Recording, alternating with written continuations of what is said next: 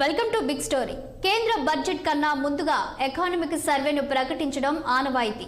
ఈ సంవత్సరం ఎన్నికల సంవత్సరం కావడంతో ఎకానమిక్ సర్వేకు బదులుగా ఆర్థిక వ్యవస్థపై ఓ సమీక్షను మాత్రమే ప్రకటించారు. గత 10 ఏళ్ల కాలంలో మోదీ ప్రభుత్వం తీసుకున్న వివిధ చర్యలను ఈ రివ్యూ ప్రశంసించింది. అంతేకాదు, మోదీ బృందం చెబుతున్నట్లుగా మరో 3 ఏళ్లలో భారత్ 3వ అతిపెద్ద ఆర్థిక వ్యవస్థగా మారనుందనే విషయాన్ని స్పష్టం చేసింది. ఈ నేపథ్యంలో ఎకానమిక్ రివ్యూపై ఇవాల్టి బిగ్ స్టోరీ.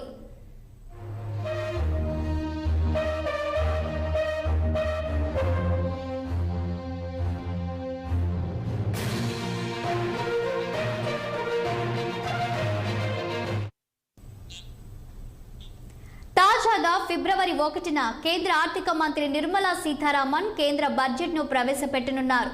సాధారణంగా బడ్జెట్కు ముందు దేశ ఆర్థిక వ్యవస్థపై ఒక అంచనాకు వచ్చేందుకు వీలుగా ఎకానమిక్ సర్వేను ప్రకటించడం ఆనవాయితీ. ఈ సంవత్సరం ఎన్నికల సంవత్సరం కావడంతో ఎకానమిక్ సర్వేకు బదులుగా ఆర్థిక వ్యవస్థపై ఓ సమీక్షను మాత్రమే ప్రకటించారు. బడ్జెట్ కూడా పూర్తి స్థాయిలో ఉండడం లేదు. మధ్యంతర బడ్జెట్ను మాత్రమే ప్రవేశపెడుతున్నారు. ఇక ఆర్థిక వ్యవస్థపై సమీక్ష విషయానికి వస్తే దీన్ని చీఫ్ ఎకానమిక్ అడ్వైజర్ రూపొందించారు. ప్రభుత్వ ఆర్థిక ప్రణాళికపై ఒక అంచనాకు రావడానికి ఈ సమీక్ష తోడ్పడుతుంది. ఈ సమీక్ష సైతం కేంద్ర ప్రభుత్వం సాధించిన విజయాలను ప్రస్తావించడం విశేషం.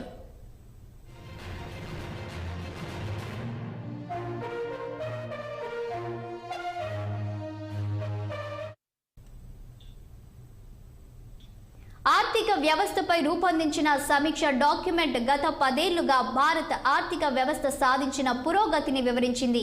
ఈ రివ్యూ సైతం కాస్తంత అటు ఇటుగా మోదీ బృందం చెబుతున్న మాటలనే చెప్పడం విశేషం. ఈ రివ్యూ ప్రకారం రాబోయే 3 ఏళ్లలోనే భారత్ $5 ట్రిలియన్ ఆర్థిక వ్యవస్థకు చేరుకుంటుంది.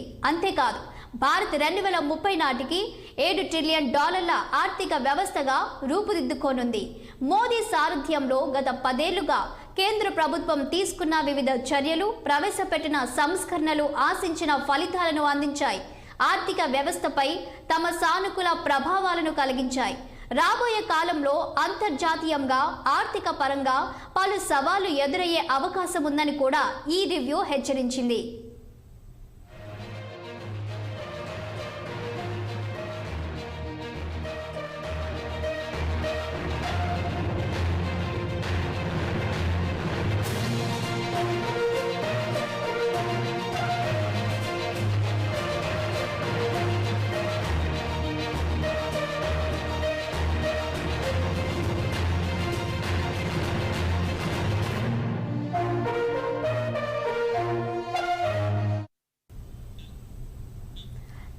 రివ్యూ ప్రకారం భారత్ జీడీపీ వృద్ధి రేటు 7.2%గా ఉంది. అంతర్జాతీయ ఆర్థిక వ్యవస్థ 3% వృద్ధి రేటును సాధించేందుకే కింద మీద పడుతుంటే భారత్ మాత్రం 7.2% వృద్ధి రేటు సాధించడం ఓ అద్భుతంగా చెప్పవచ్చు. వరుసగా 3వ ఏడాది కూడా భారత్ 7% వృద్ధి రేటును అధిగమించే అవకాశం ఉంది. గత 10 ఏళ్ల కాలంలో ప్రభుత్వ రంగంలో పెట్టుబడులు పెరిగాయి. పటిష్ట ఆర్థిక వ్యవస్థ రూపుదిద్దుకుంది. ఆహారేతర రంగంలో సాధించిన వృద్ధి ఆర్థిక వ్యవస్థ గణనీయ వృద్ధి సాధించేందుకు దోహదపడింది. అమెరికా, బ్రిటన్ తరువాత అంతర్జాతీయంగా 3వ అతిపెద్ద ఫిన్టెక్ ఆర్థిక వ్యవస్థను కలిగిన దేశంగా భారత్ అవతరించింది.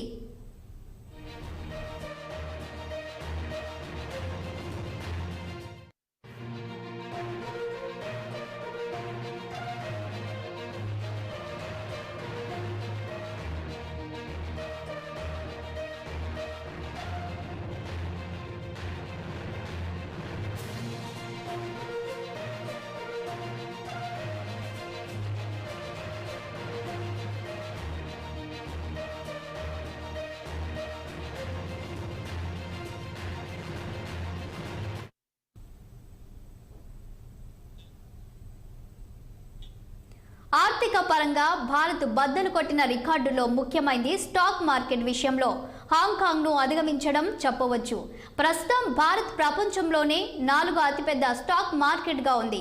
ఐపీఓ కార్యకలాపాలు నిలకడగా పెరగడంతో పాటుగా దేశీయంగా అంతర్జాతీయంగా ఇన్వెస్టర్లు మన దేశంలో పెట్టుబడులు పెట్టడం ఇందుకు కారణం. కేంద్ర ప్రభుత్వం అనుసరించిన ఆర్థిక విధానాలు గణనీయంగా పెట్టుబడులను ఆకర్షించాయి. అధిక సంఖ్యలో మహిళలు బ్యాంకు ఖాతాలను కలిగి ఉండడం ఓ రికార్డు. ప్రధాన్ మంత్రి జన్ ధన్ యోజన ఇందుకు కారణమైంది.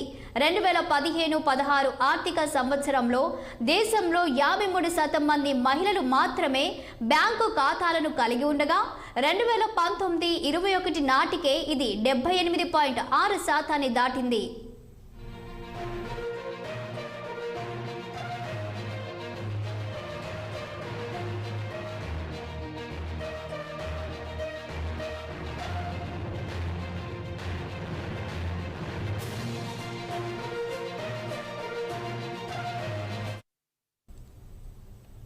దేశంలో మహిళ శ్రామిక శక్తి రేటు 2017-18 ఆర్థిక సంవత్సరం నాటికి 37% ఉండగా 2022-23 ఆర్థిక సంవత్సరం నాటికి అది 37%కి చేరుకుంది.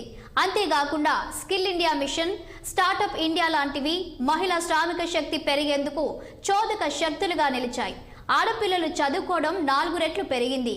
ఇది 6.7% నుంచి 27.9%కి పెరిగింది.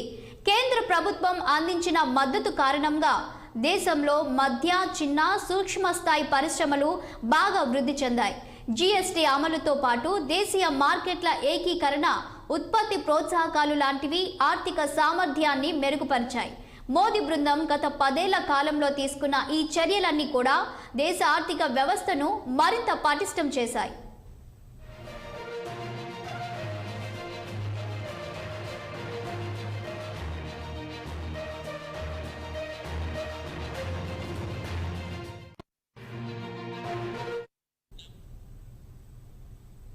అన్నీ అనుకున్నట్లు జరిగితే భారత్ ఆర్థిక వ్యవస్థ ఈ ఆర్థిక సంవత్సరంలోనే $4 ట్రిలియన్ చేరుకునే అవకాశం ఉంది. అదేవిధంగా వచ్చే ఏడాది నాటికి $5 ట్రిలియన్ పెరిగే అవకాశం ఉంది. ఇదే గనుక జరిగితే భారత్ అంతర్జాతీయంగా 3వ అతిపెద్ద ఆర్థిక వ్యవస్థగా మారుతుంది. PHD CCI నివేదిక ఈ అంశాలను వెల్లడించింది. కరోనా సమయంలో ఆ తరువాత కూడా అంతర్జాతీయంగా ఆర్థిక పరంగా ఎన్నో సవాళ్లు ఎదురయ్యాయి. వాటన్నింటినీ ప్రధాని మోదీ నేతృత్వంలో భారత్ అధిగమించగలిగింది. ఆ ధైర్యంతోనే ఇప్పుడు మోదీ బృందం భారత్ 3వ స్థానం చేరుకోవడంపై గట్టి హామీ ఇవ్వగలుగుతోంది.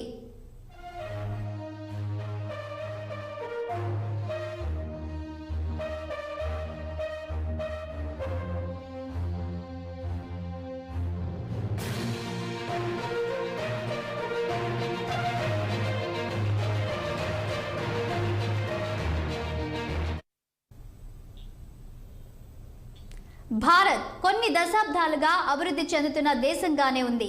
మన ఆర్థిక వ్యవస్థ ఇదే విధంగా వృద్ధి చెందితే మాత్రం 2047 నాటికి భారత్ అభివృద్ధి చెందిన దేశంగా మారే అవకాశం ఉంది. ఇది జరగాలంటే దేశంలో సుస్థిర పాలన అవసరమవుతుంది.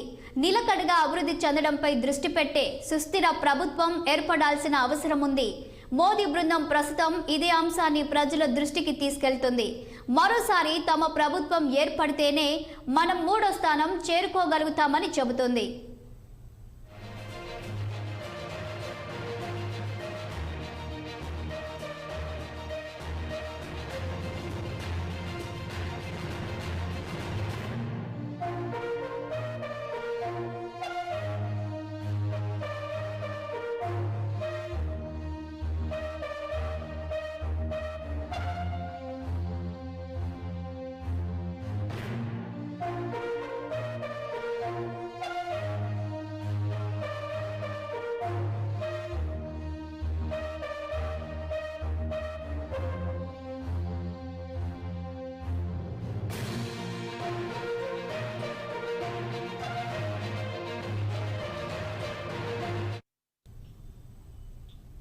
ఇది వాల్టి బిగ్ స్టోరీ. మరో ఎపిసోడ్ లో మళ్ళీ కలుద్దాం. Until then keep watching 6 TV. సామాన్యుడి ఆరో ప్రాణం.